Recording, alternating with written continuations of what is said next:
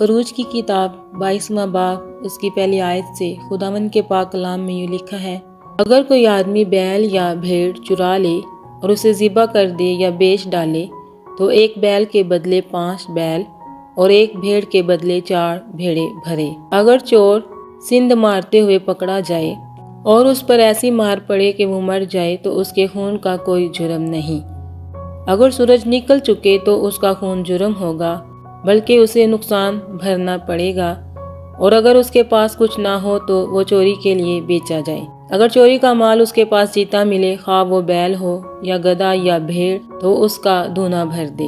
اگر کوئی آدمی کسی کھیت یا تاکستان کو کھلوا دے اور اپنے جانور کو چھوڑ دے کہ وہ دوسرے کے کھیت کو چر لے، تو اپنے کھیت یا تاکستان کی اچھی سے اچھی پیداوار میں سے اس کا معاوضہ دے۔ اگر آگ بھڑکے اور کانٹوں میں لگ جائے اور اناج کے ڈھیر یا کھڑی فصل یا کھیت کو جلا کر بھسم کر دے، تو جس نے آگ جلائی ہو وہ ضرور معاوضہ دے۔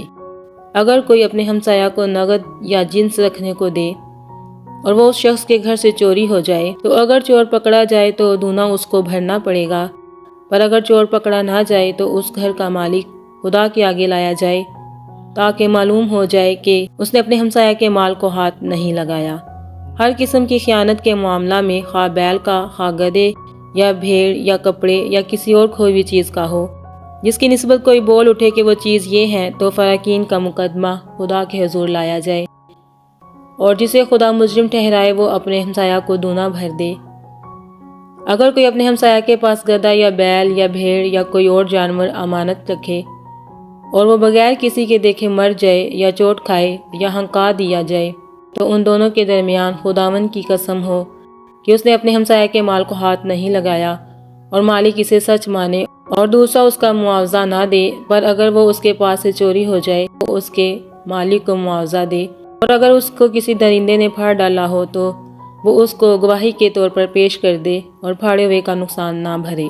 اگر کوئی شخص اپنے ہمسایہ سے کوئی جانور رعایت لے اور وہ زخمی ہو جائے یا مر جائے اور مالک وہاں موجود نہ ہو، تو وہ ضرور اس کا معاوضہ دے، پر اگر مالک ساتھ ہو تو اس کا نقصان نہ بھرے، اور اگر کرایہ کی ہوئی چیز ہو تو اس کا نقصان اس کے کرایہ میں آ گیا۔ اگر کوئی آدمی کسی کنواری کو جس کی نسبت نہ ہوئی ہو پھسلا کر اس سے مباشرت کرے، تو وہ ضرور ہی اسے مہر دے کر اس سے بیاہ کرے کہ اس لڑکی کو اسے دے، تو وہ کنواریوں کے مہر کے موافق اسے نقدی دے۔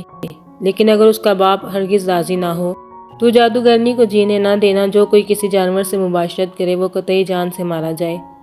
جو کوئی واحد خداوند کو چھوڑ کر کسی اور معبود کے آگے قربانی چڑھائے وہ بالکل نابود کر دیا جائے۔ اور تو مسافر کو نہ تو ستانا نہ اس پر ستم کرنا، اس لیے کہ تم بھی ملک مصر میں مسافر تھے۔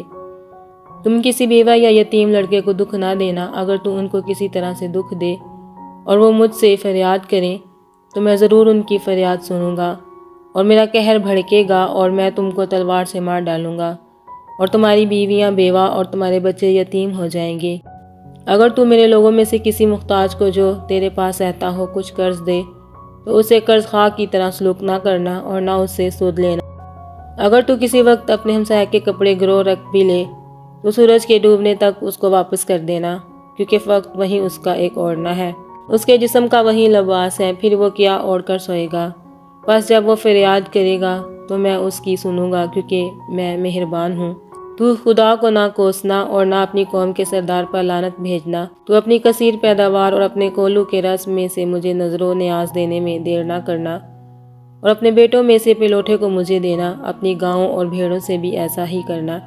7 دن تک تو بچہ اپنی ماں کے ساتھ رہے، 8ویں دن تو اسے مجھ کو دینا، اور تم میرے لیے پاک آدمی ہونا۔ اسی سبب سے درندوں کے پھاڑے ہوئے جانور کا گوشت جو میدان میں پڑا ہوا ملے مت کھانا، تم اسے کتوں کے آگے پھینک دینا۔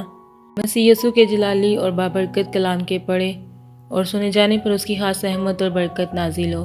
خدا باپ کا شکر ہو اور آپ سب کی سلامتی ہو۔ آمین۔